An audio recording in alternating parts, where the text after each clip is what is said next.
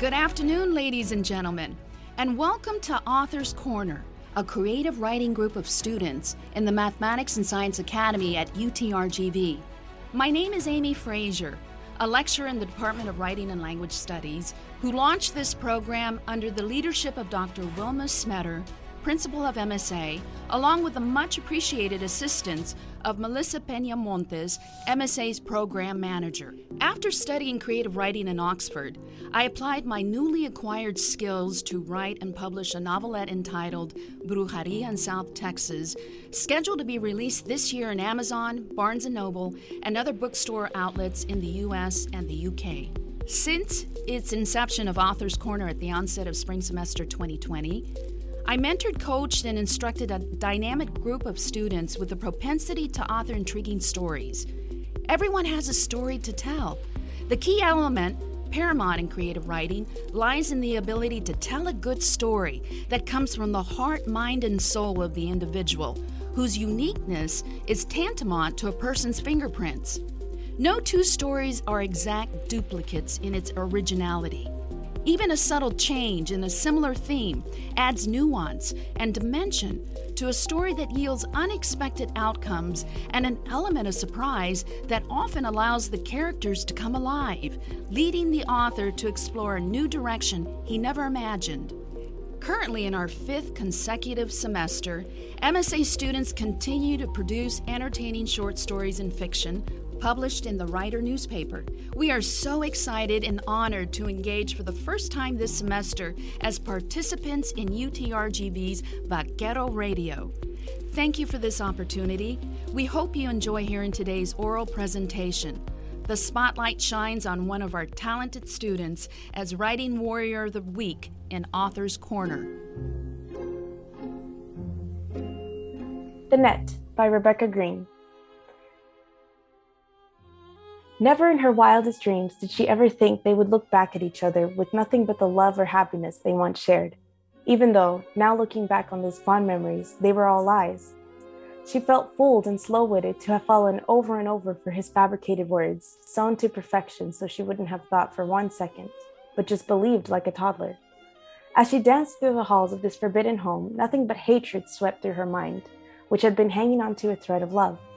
It would soon tear, and her grip on reality would begin to loosen to the point of insanity. Maybe it had torn already, but she couldn't know at this moment, for the rope in her hand would soon be used with malice intent. She hummed her favorite classical piece, Valse Sentimentale, as she continued to dance her way to the member of this so-called family she once called her husband.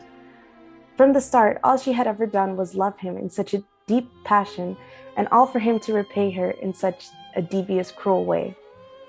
Once she stood across him, his back facing her at his desk, as he usually did, reading that God-forsaken book. It had always made her jealous because he would spend more time reading that than speaking with her. She felt a cold spill of poison trickle down her stomach just thinking of the many times her heart begged for his attention. And for what? She wanted to give him one more chance to own up and tell her the truth, which she was entitled to after all she had given up to this man. This man she once knew who seemed foreign to her.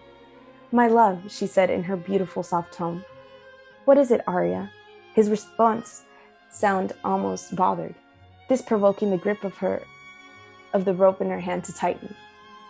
She continued after taking a breath and gripping onto the thread of love she had left. "Yesterday, love, you told me you had simply come home and fallen asleep.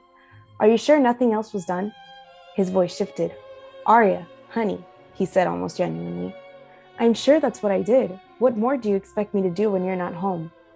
It was as if a pot of boiling water was poured into every inch of her veins, and she could only feel anger and hate towards this man she once loved. This lying snake, how could he, she thought to herself with the most hideous glare, as she revealed the rope from behind her back.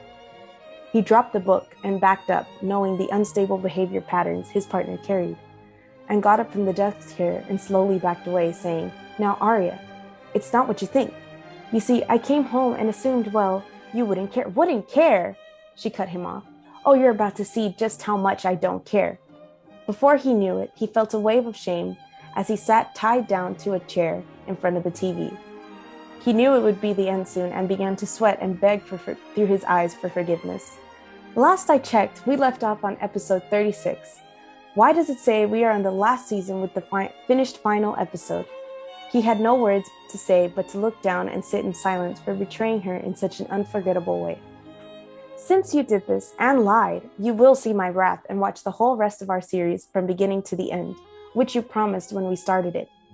As anger left her face, she sat down with a bowl of popcorn and snuggled close to him as he rolled his eyes for a long all-nighter of Netflix.